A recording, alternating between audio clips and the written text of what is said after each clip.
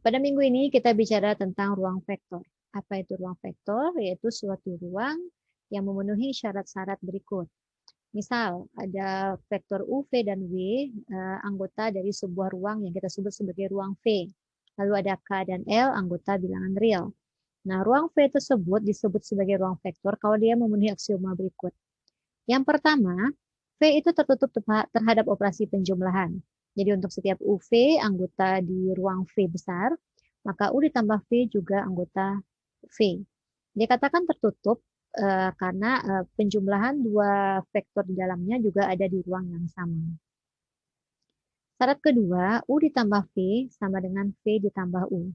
Jadi kalau ruang itu penjumlahannya bersifat komutatif. Nah, maka itu merupakan salah satu syarat untuk disebut sebagai ruang vektor.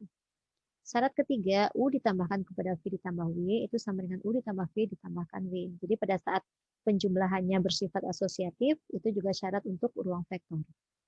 Lalu terdapat 0 anggota V, sehingga untuk setiap vektor U di V akan berlaku U ditambah 0 sama dengan 0 ditambah U sama dengan U. Dan untuk setiap U anggota V terdapat min V, sehingga U ditambah min V sama dengan min U ditambah min U sama dengan min U ditambah U sama dengan 0. Syarat keenam untuk ruang vektor, V itu tertutup terhadap operasi perkalian dengan skalar. Jadi untuk setiap vektor U di U dan K bilangan real, maka K dikali U juga anggota V. Sifat ketujuh, K dikalikan U ditambah V sama dengan K dikali U ditambah K dikali V, lalu K ditambah L dikalikan ke U sama dengan K dikali U ditambah L dikali U. Nah, sifat ke-9, K dikalikan ke LU sama dengan L dikalikan ke KU sama dengan K dan dikalikan L dulu baru dikalikan ke U. Dan yang terakhir, terdapat 1 dikalikan vektor U adalah vektor U juga. Jadi sebuah ruang dikatakan sebagai ruang vektor kalau dia memenuhi ke-10 aksioma yang ada ini. Yang lain itu rata-rata itu sudah sifat biasa untuk suatu ruang. Yang baru paling adalah sifat pertama dan keenam, yaitu dia tertutup terhadap operasi penjumlahan dan tertutup terhadap operasi perkalian dengan skalar. Berikut kita lihat contoh-contoh dari ruang vektor. Yang pertama, himpunan vektor Euclid dengan operasi standar, yaitu operasi penjumlahan dan perkalian dengan skalar. Itu adalah ruang vektor. Ruang Euclid ORDN itu berarti yang Rn, jadi ruang yang berisi vektor-vektor berukuran n kali 1, itu Rn. Ini adalah ruang vektor. Dan kita lihat memang vektor-vektor di Rn itu penjumlahannya juga di Rn. Jadi dia tertutup terhadap operasi penjumlahan dan tertutup terhadap operasi perkalian dengan skala. Dan 8 aksioma yang lain juga bisa dibuktikan. Dia memenuhi ruang Euclid ODN ini. Contoh ruang vektor yang kedua itu adalah himpunan matriks ukuran M kali N dengan operasi standar juga, operasi penjumlahan, dan operasi perkalian matriks dengan skalar. Ruang ini dinotasikan dengan M besar, dengan indeks M kali N itu adalah ruang matriks M kali N. Dan kita tahu matriks ukuran M kali N penjumlahannya juga akan berukuran yang sama, dan perkalian dengan skalar juga ukurannya akan sama. Contoh ruang vektor yang ketiga adalah himpunan polinom pangkat N dengan operasi standar. Ya, tadi operasi penjumlahan dan perkalian dengan skalar. Notasi ruang polinom pangkat N adalah Pn. P indeks N itu adalah ruang polinom ORDN. Dia juga merupakan ruang vektor dan memenuhi ke-10 aksioma yang ada. Kita lihat di ruang Euclid ORDN, ini contoh ruang vektor. Kita periksa operasi-operasi pada ruang vektor Euclid. Penjumlahannya seperti ini, U ditambah V, dijumlahkan dengan cara seperti itu, anggotanya juga mesti yang sama, perkalian dengan skalar itu berlaku seperti ini. Lalu di ruang Euclid ODN itu dia memiliki perkalian titik yang pernah kita pelajari kemarin. Dan panjang vektor di ruang Euclid N memenuhi rumus ini. Oke, ini sudah dibahas minggu lalu ya. Dan jarak antara kedua vektor itu didefinisikan seperti ini. Nah, kita lihat ini dua vektor di R4. Tentukan panjang dan jarak antara kedua vektor tersebut. Oke, ini bisa dilihat. Panjang vektornya dihitung, jarak kedua vektor juga sudah dihitung.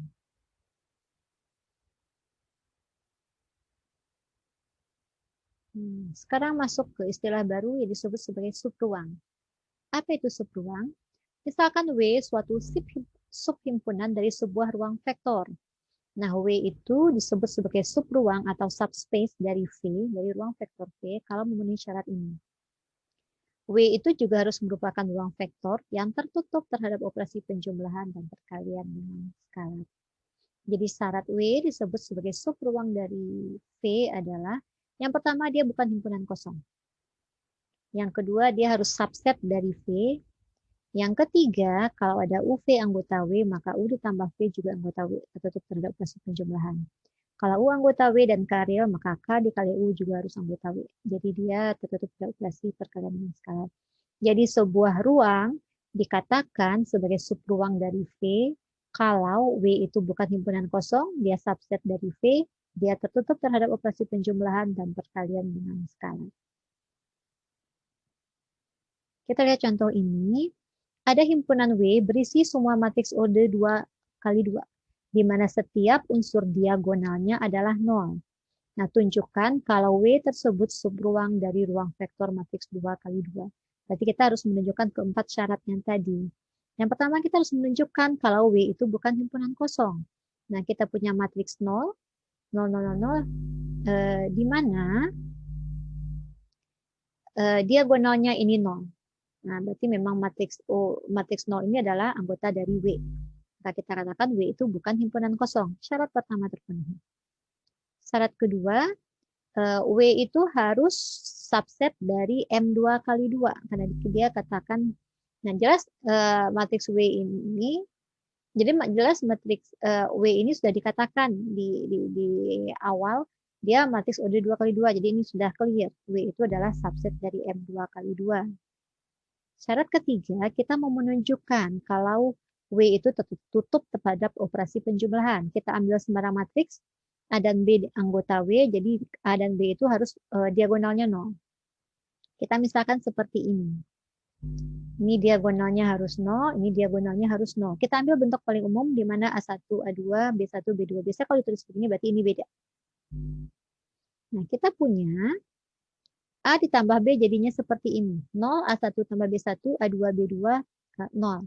Nah, ini menunjukkan AB itu anggota W, karena dia juga matriks 2 kali 2 yang diagonalnya 0. Jadi kita bisa katakan A ditambah W itu tertutup terhadap operasi penjumlahan. Yang berikutnya kita mau menunjukkan kalau W itu tertutup terhadap perkalian matriks dengan skalar. Ambil lagi sembarang matriks A, ambil sembarang matriks, kita sebut A di anggota W, lalu K bilangan real. Nah, kita hitung K kali A. K kali A adalah 0, KA1, KA2, 0. Ini juga matriks 2 kali 2 yang diagonalnya 0. Jadi KA pun anggota W. Jadi W itu tertutup terhadap operasi perkalian dengan skalar. Jadi keempat syarat yang ada itu sudah dipenuhi. Ini menunjukkan kalau W itu adalah subruang dari matriks 2 kali 2. Nah, kita punya contoh seperti ini. Periksa contoh lain ini, apakah himpunan D yang berisi semua matriks 2 kali 2 yang determinannya 0 merupakan subruang dari ruang vektor M2 kali 2. Nah, berarti kita harus tunjukkan ke 4 syarat tadi. Kalau dipenuhi berarti dia subruang, kalau ada yang dilanggar berarti dia bukan subruang. Nah, kita ambil sembarang matriks A dan B anggota W. Yang penting kita cari matriks yang diagonalnya, yang determinannya 0. Jadi kita misalkan A itu adalah AB 00 dengan A dan B itu tidak sama. Lalu kita ambil lagi matriks B yang seperti ini. 00 BA, A dan B juga tidak sama. Nah, kita bisa melihat bahwa determinan A adalah 0, determinan B adalah 0. Seperti itu. Oke, nah sekarang kita lihat bagaimana A ditambah B. A ditambah B ketemunya adalah AB, BA. Karena A tidak sama dengan B kita sebutkan di awal, maka kita punya determinan A ditambah B itu akurat kurang B kuadrat. Dan ini tidak sama dengan A. Ternyata ruang yang tadi tidak tertutup terhadap operasi penjumlahan. Jadi D itu bukan subruang dari M2 kali 2. Seperti itu. Nah, kalau untuk menunjukkan dia bukan subruang, pada saat ada satu syarat yang tidak terpenuhi, maka sudah gagal semua tanpa harus menunjukkan kalau syarat-syarat lain terpenuhi atau tidak. Sekarang kita lihat apa itu kombinasi linier. Jadi sebuah vektor, kita beri nama vektor U, disebut kombinasi linier dari vektor-vektor berikut, yaitu vektor V1, V2, Vn, kalau vektor-vektor tersebut bisa dinyatakan dalam bentuk seperti ini. Jadi pada saat U bisa ditulis sebagai K1, V1, tambah K2, V2, hingga Kn, Vn, kita katakan U ini kombinasi linier dari V1, V2, hingga Vn. Di mana K1, K2, sampai Kn itu adalah bilangan skalar. Nah, kita lihat contoh berikut. Misal kita punya vektor U240 dan vektor V itu adalah 1, min 1, 3. Nah, itu adalah vektor-vektor di R3. Kita mau melihat apakah vektor yang diberikan berikut ini merupakan kombinasi linier dari vektor-vektor tersebut. Jadi kita mau melihat apakah A kombinasi linier dari U dan V, apakah B kombinasi linier dari U dan V, apakah C kombinasi linier dari U dan V. Kalau misalnya kita mau menunjukkan A sebagai kombinasi linier dari U dan V, berarti kita harus bisa membentuk A sama dengan K1U tambah K2V, di mana K1 dan K2 itu ada dan dia bilangan real. Kita lihat lengkapnya begini, kita akan tuliskan K1U tambah K2U sama dengan A. Kita akan lihat apakah K1 dan K2 ada, sehingga persamaan ini terpenuhi. Kalau K1, K2-nya ada, berarti A kombinasi linier dari U dan V. Tapi kalau tidak ada A, berarti A bukan kombinasi linier dari, Tapi kalau tidak ada K1, K2, berarti A bukan kombinasi linier dari U dan V. Nah, ini tadi vektor U, ini vektor V-nya, ini vektor A. Kita tulis seperti ini. Nah, ini bisa kita tulis dalam bentuk seperti ini. Jadi matriks ini disebut matriks apa namanya? Ini matriks K, ini matriks A. Ini disebut sebagai matriks A, ini matriks K, ini matriks B. Jadi ini sebenarnya adalah SPL AX sama dengan B. Dan K1, K2-nya ini. Jadi ini sebenarnya adalah SPL AX sama dengan B. Nah, ini solusinya yang X itu adalah K1, K2. Kalau ini ada, berarti ini kombinasi linier dari ini dan ini. Nah, kita lihat augmented matriksnya seperti ini, dan kita reduksikan, dan kita punya bentuk eselon barisnya seperti ini. Nah, di sini kita punya baris paling bawah itu 0 semua, berarti memang ada solusinya. Dan dari sini kita bisa katakan kalau ini K2, K2-nya sama dengan 2. Nilai K2 sama dengan 2 kita substitusikan ke sini, kita akan dapatkan K1. K1 tambah setengah, K1,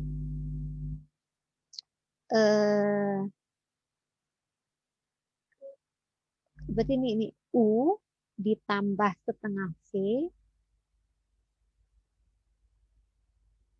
sama dengan 2. Nah, dari sini kita punya K1 tambah setengah K2 sama dengan 2. Karena K2-nya tadi 2, kita punya K1-nya adalah 1. Nah, jadi karena K1, K2-nya ada, maka A merupakan kombinasi linier dari U dan V. Dan kita bisa tuliskan A sama dengan U ditambah 2V. Nah, sekarang kita lihat yang kedua. Sekarang kita punya K1U tambah K2V sama dengan B. Apakah K1 dan K2-nya ada? Kita bentuk lagi seperti ini. Lalu buat augmented matriksnya. SPL-nya ini. Augmented matriksnya seperti ini. Nah, ini augmented matriksnya kita reduksikan, kita dapat bentuk seperti ini. Baris paling akhir yang ini itu menunjukkan kalau SPL tersebut tidak punya solusi. Kenapa? Karena tidak akan ada nilai K1, K2 yang akan memenuhi ini. Dan kalaupun misalnya kita melihat hanya dari persamaan yang kedua,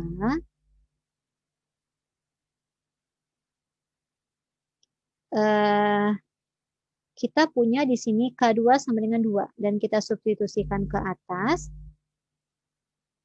Misalkan 1.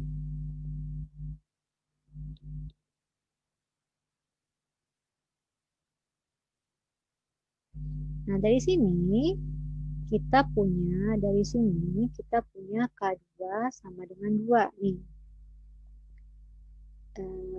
K2 sama dengan 2. Nah, kita substitusikan ke sini, kita akan punya K1 sama dengan setengah yang ini, dikurangi setengah kali ini, dikurangi 1. Jadi K1-nya adalah min setengah. Kita dapat ini K1, K2-nya nilainya. Tetapi yang itu dari persamaan 1 dan 2. Tapi kalau kita masukkan ke persamaan 3, itu nggak ketemu. Jadi ini yang dibilang SPL tak konsisten itu seperti ini. Dan kalau dari awal kita punya persamaan begini, ada 3 persamaan, kamu substitusikanlah nilai K1 dan K2 yang diperoleh tadi. Nggak akan dipenuhi oleh semua persamaan. Nah, karena tidak ada SPL ini konsisten, nggak punya solusi, jadi tidak ada nilai K1, K2 yang akan memenuhi. Karena itu B tidak bisa dinyatakan sebagai kombinasi linear dari U dan V. Kita lihat contoh yang ketiga. Kita mau membuat, ini kan berarti kan ini C-nya